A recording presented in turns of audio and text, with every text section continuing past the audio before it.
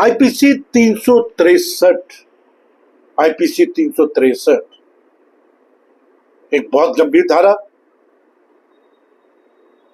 और आजकल साथियों बहुत सारे केसेस मेरे पास ऐसे आए हैं जहां पे एक लड़की अपने प्रेमी के साथ एक लड़के के साथ भाग जाती है, घर छोड़ के भाग जाती है और उस पर मुकदमा दर्ज होता है आईपीसी 363, आईपीसी 366 ए। अगर वो 18 साल से कम है तो आईपीसी 363 ए भी, आईपीसी 366 ए भी लगाई जाती है। पॉक्सो भी लगाया जाता है अगर वो 18 साल से कम है। अब आईपीसी 363 कहती क्या है मैं आपको बता देता हूं। Whoever kidnaps any person from India or from lawful guardianship shall be punished with imprisonment of either description for a term which may extend to 7 years and shall also be liable to fine। अब एक लड़की जो अपनी मर्जी से एक लड़के के साथ भाग जाती है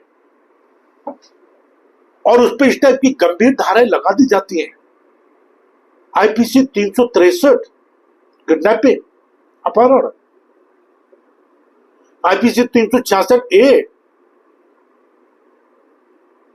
लड़की को भला फसलाकर अपने साथ ले जाना और किसी दूसरे आदमी के साथ सेक्सुअल रिलेशनशिप या सेक्सुअल इंटरकोर्स करना गंभीर अपराध। और लड़की अगर 18 साल से कम है तो पॉक्सो की धाराएं 3, 4, 5, 6, 7, 8, 9, 10, 11, 12 लग जाना ये और भी इस मामले को गंभीर बनाती है साथियों। मैं हूं आपका साथी doctor Anthony Raju, advocate supreme court. और मैं आपसे ये गुजारिश करना चाहता हूं कि ये जो चैनल है ये आपके लिए बनाया है मैंने।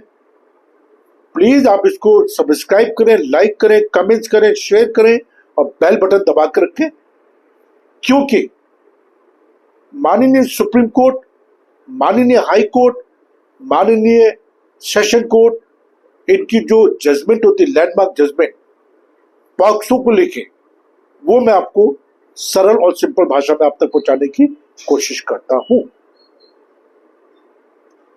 मेरे एडवोकेट हिंदुस्तान में सभी हाई कोर्ट में है, ट्रायल कोर्ट में है और सुप्रीम कोर्ट में मैं खुद हूं। और मैं बहुत सारे केसेस कर रहा हूं जयपुर हाई कोर्ट के, Bangalore, Pune, Bilaspur high court, Nainital high court, Jabalpur high court, और हमें कामयाबी जरूर मिलेगी। अब सवाल ये उठता है साथियों कि अगर आपको आपसी रंजिश के कारण इस टाइप के गंभीर मामलों में फंसा दिया जाए तो क्या करें। मैं आपकी लाचारी बेबसी समझ सकता हूं, लेकिन आपने सिर्फ करना यह है कि आपको डरना नहीं है। अगर आपने कोई अपराध करा नहीं है तो आपको डरने की जरूरत नहीं है। आपको अपने मामलों को बड़ी गंभीरता से लेना चाहिए। आपको गंभीर एडवोकेट लगाने चाहिए, क्योंकि हर एडवोकेट पॉक्सो के मामले नहीं कर सकता।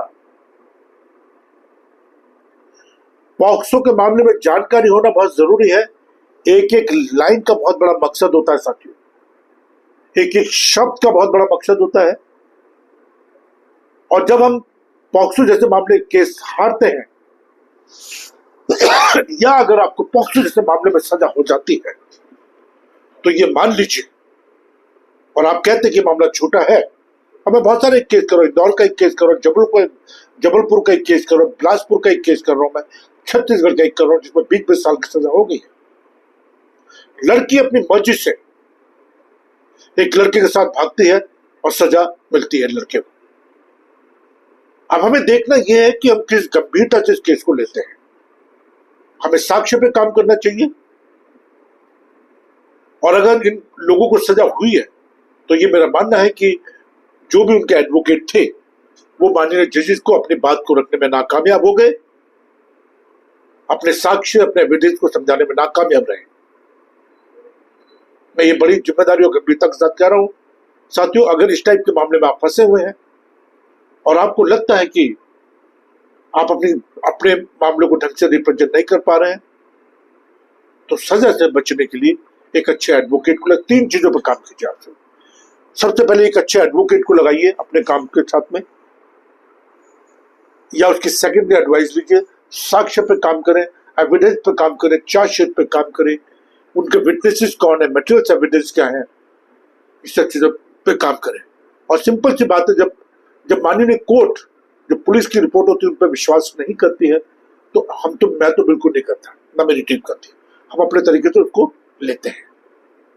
मेरा नंबर है 9873005424। इस पर आप मुझे कॉल कर सकते हैं, बात कर सकते हैं, SMS कर सकते हैं, व्हाट्सएप कॉल कर सकते हैं, सेकेंडरी एडवाइस दे सकते हैं। मैं हमेशा आपकी मदद करने के लिए तैयार हूं।